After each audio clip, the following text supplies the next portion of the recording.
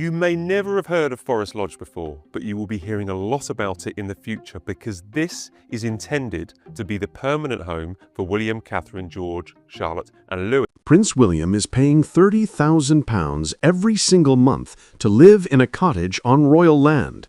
Meanwhile, his disgraced uncle Andrew, stripped of his titles and facing eviction, pays absolutely nothing. And Prince Edward, a working member of the royal family, also pays nothing. How is this possible? The answer reveals a hidden system of royal privilege that's been operating in plain sight for decades.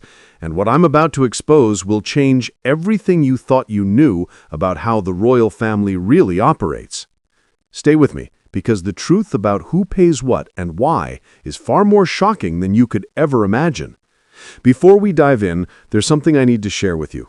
Over the past few days, thousands have watched these stories unfold, but most haven't subscribed.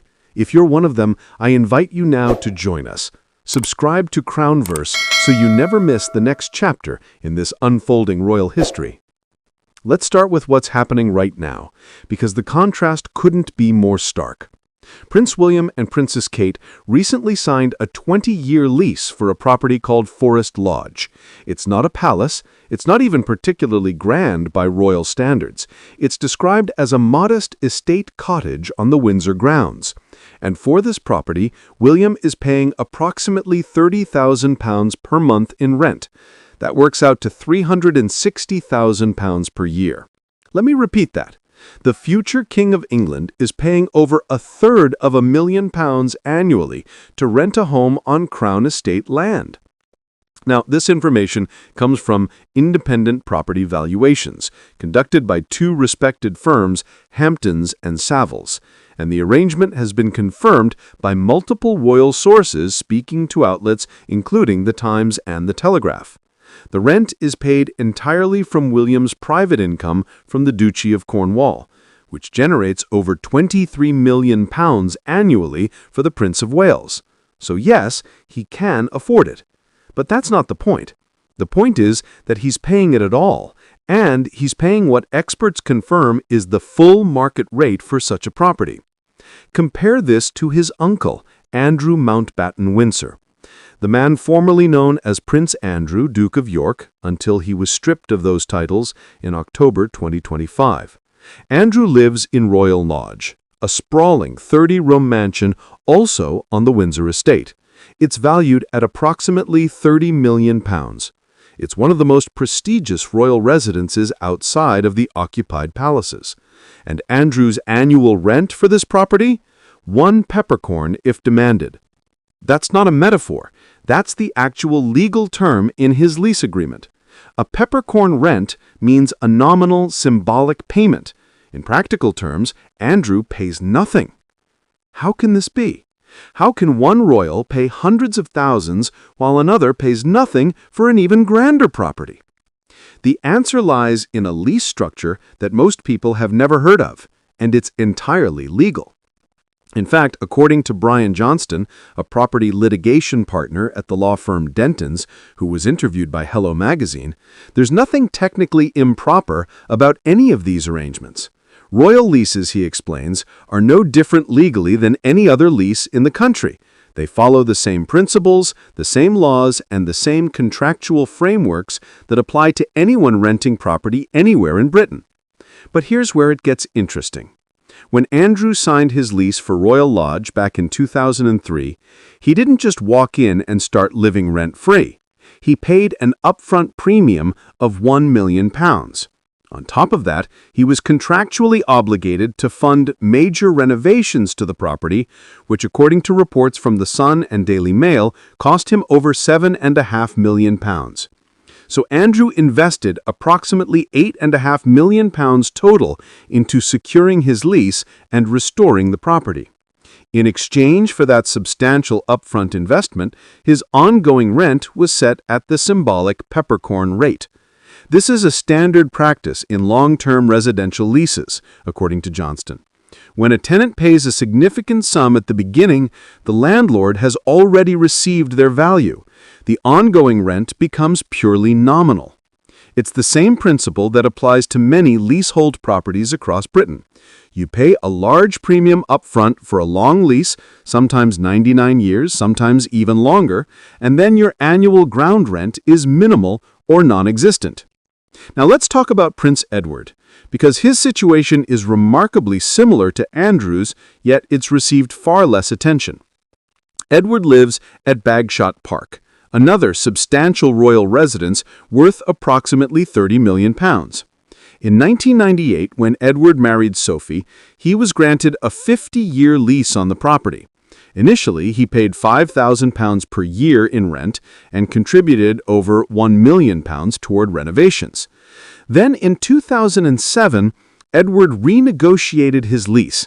He paid £5 million up front to extend the lease to 150 years, and his ongoing rent was reduced to peppercorn.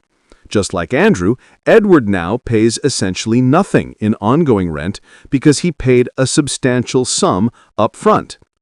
So we have three royals, three different arrangements. William paying full market rent with no upfront premium, Andrew and Edward both paying peppercorn rent after making substantial upfront investments. On the surface, these might seem like equivalent arrangements, just different financial models. But here's where the controversy erupts, and here's why the public is outraged. The key difference isn't just in the payment structure. It's in the perception of fairness, the question of privilege, and the matter of who gets what kind of deal and why. William's arrangement is entirely transparent. Independent valuers determined the market rate, the terms were publicly disclosed, and he's paying from his private income derived from the Duchy of Cornwall, an estate he inherited as the Prince of Wales. So no subsidy, no special treatment, no hidden discount. It's a straightforward commercial transaction. Andrew and Edward's situations are more complicated. The Crown Estate, which owns these properties, is technically a public body. Its revenues don't go to the king personally, they go to the treasury and ultimately benefit taxpayers. So when the Crown Estate accepts a peppercorn rent arrangement, even after receiving an upfront premium, critics argue that the public is effectively subsidizing royal living arrangements. The properties could potentially be rented to commercial tenants at market rates, generating ongoing revenue for the public purse. Instead, they're occupied by royals paying nothing annually. In Edward's case, the controversy is particularly acute. According to reports in The Guardian and Daily Mail, Edward's lease has no resale restrictions. This means he could theoretically sell his lease interest for a profit. Given that Bagshot Park is worth £30 million and he paid £5 million for a 150-year lease, the potential for profit is substantial. Critics have called this arrangement obscene, arguing that a working royal who is 15th in line to the throne should not be profiting from crown property while ordinary citizens struggle with housing costs. Andrew's situation is even more inflammatory, though for different reasons. His lease does contain restrictions limiting occupancy to family members, so he can't sell it commercially. But that's hardly the issue. The issue is that Andrew, a man who has been stripped of his titles, removed from public duties, and widely disgraced following his association with Jeffrey Epstein and the allegations made by Virginia Giuffre, is still living in a £30 million mansion, essentially rent-free. The optics are catastrophic. King Charles has been trying to remove Andrew from Royal Lodge for over a year now. According to multiple reports from sources including The Times, The Telegraph, and The Sun, Charles wants Andrew to downsize to a more modest property, specifically Frogmore Cottage, the former home of Prince Harry and Meghan Markle. But Andrew has refused to leave, and legally, he's within his rights. His lease runs until 2078. As long as he maintains the property and meets his contractual obligations, he can stay. This brings us back to William and the question of why he's paying so much when he could presumably have negotiated a different arrangement. Royal sources speaking to The Telegraph have indicated that William specifically wanted to pay market rate. He wanted transparency. He wanted to demonstrate that the future of the monarchy would operate differently. After years of scandal and controversy surrounding royal finances, from Andrew's disastrous associations to questions about who pays for what, William appears to be making a statement. He's showing that he can afford to pay his own way, that he doesn't need or want special treatment, and that he understands public sentiment about privilege and accountability. This decision also needs to be understood in the context of William's broader vision for the monarchy. He's spoken repeatedly about modernization, about a streamlined royal family, about ending the perception of royals as privileged parasites living off public funds. By paying market rent, he's putting his money where his mouth is. He's demonstrating that the next generation of royals will operate by different rules. But here's the uncomfortable truth that nobody wants to say out loud.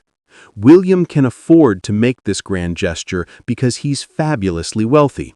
The Duchy of Cornwall generates over £23 million annually for him. Paying $360,000 in rent still leaves him with over £22 million per year. For William, paying market rent is financially insignificant. It's a symbolic gesture that costs him nothing in real terms. For Andrew and Edward, the calculation was different. Neither of them has access to anything like the Duchy of Cornwall's revenues. Andrew's income comes primarily from his naval pension and whatever private wealth he accumulated during his years as a working royal. Edward's income comes from his role as Duke of Edinburgh and whatever private investments he's made. Neither could afford to pay £30,000 per month in ongoing rent, so they structured their leases differently, paying large sums up front when they presumably had access to capital in exchange for minimal ongoing costs. From a pure financial perspective, according to property experts who've analyzed these deals, neither arrangement is necessarily better or worse. It depends on factors like the time value of money, property appreciation, and individual financial circumstances. Someone who has a large lump sum available might prefer to pay up front and minimize ongoing costs. Someone with high regular income but less capital might prefer to pay ongoing rent with no premium. The legal expert Brian Johnston emphasized this point in his interview with Hello Magazine. He noted that each royal lease is negotiated individually based on the specific circumstances and the property involved. There's no standard royal lease template. The Crown Estate negotiates with each tenant, royal or otherwise, to reach terms that work for both parties. But here's where the public perception diverges sharply from the legal and financial reality. Most people aren't analyzing time value of money or comparing net present values of different payment structures. They're looking at headlines that say, "William pays while Andrew pays nothing." They're seeing a disgraced royal living in luxury while the future king pays hundreds of thousands, and they're angry. This anger is compounded by the timing. Andrew was formally ordered to vacate Royal Lodge by January 31st, 2026. That deadline is now just weeks away. According to reports from The Sun and Daily Mail, Andrew has been scrambling to prove he can afford the upkeep of Royal Lodge, trying to demonstrate that he has the financial means to maintain the property as required by his lease. If he can prove this, he might be able to stay. If he can't, he faces forfeiture of his lease and eviction. Forfeiture is a nuclear option in property law. It allows a landlord to terminate a lease during its term if the tenant breaches the agreement. According to Johnston, forfeiture is rare in residential leases because the law heavily protects residential occupiers. It's typically a last resort. But if Andrew can't meet his maintenance obligations, if he falls behind on required repairs or improvements, the Crown Estate could potentially exercise this right. And King Charles, though not directly involved in Crown Estate decisions, would certainly not object. The situation has created a bizarre standoff. Andrew insists he can afford to stay and is meeting all his obligations. Charles wants him out for reputational reasons. The Crown Estate is caught in the middle, constrained by legal obligations to honor a valid lease while facing pressure from the monarchy to solve the Andrew problem.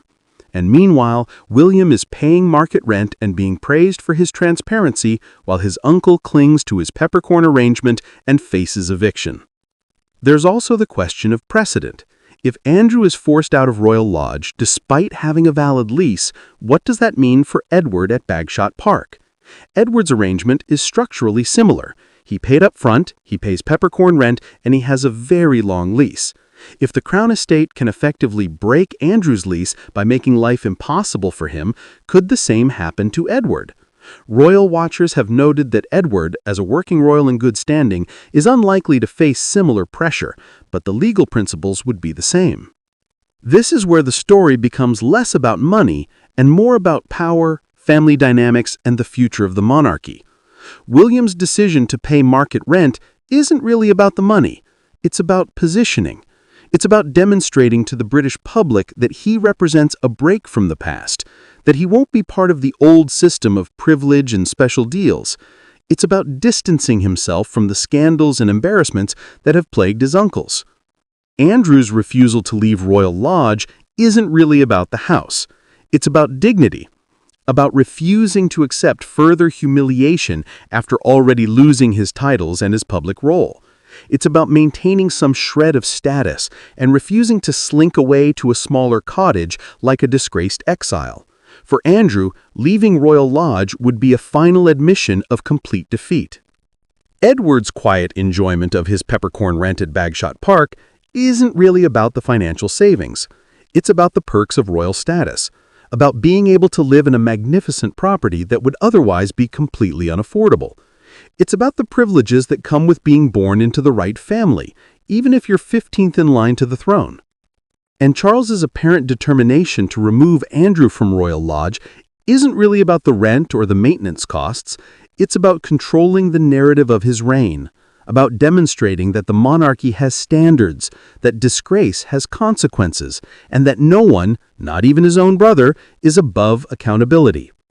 The deeper you dig into royal property arrangements, the more you realize that almost nothing is as it seems. These leases, these rents, these supposedly straightforward commercial transactions are all loaded with symbolism, power dynamics, and family politics. William pays £30,000 per month not because he has to, but because he wants to be seen as different. Andrew pays nothing not because he's getting special treatment, but because he structured his lease 20 years ago with a large upfront payment. Edward pays nothing not because anyone's doing him favors, but because he paid £5 million for the privilege. Yet the public sees something much simpler. They see unfairness. They see privilege.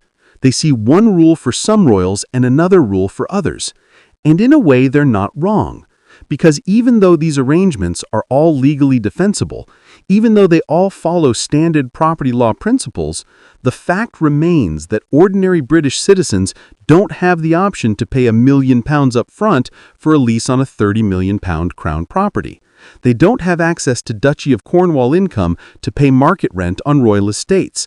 They don't get to negotiate directly with the Crown Estate for 150-year leases. The system is legal, but that doesn't make it equal. And that's what's really at the heart of this controversy. Not whether the leases are valid or whether the rents are justified, but whether the entire concept of royals living in state-owned properties on special terms is defensible in the 21st century. William's decision to pay market rent is his attempt to answer that question. He's saying, yes, royals can live in these properties, but they should pay for the privilege like anyone else would. It's a compromise between abolishing royal property privileges entirely and maintaining the old system of sweetheart deals and peppercorn rents. Whether that compromise will satisfy the public remains to be seen. As Andrew's eviction deadline approaches, as Edward continues his quiet occupancy at Bagshot Park, and as William writes his monthly £30,000 checks, the question of royal property arrangements will continue to generate headlines and controversy. Because at the end of the day, this isn't really a story about rent. It's a story about power, privilege, and whether the monarchy can adapt to survive in a world that increasingly questions why anyone should get special treatment just because of who their parents were.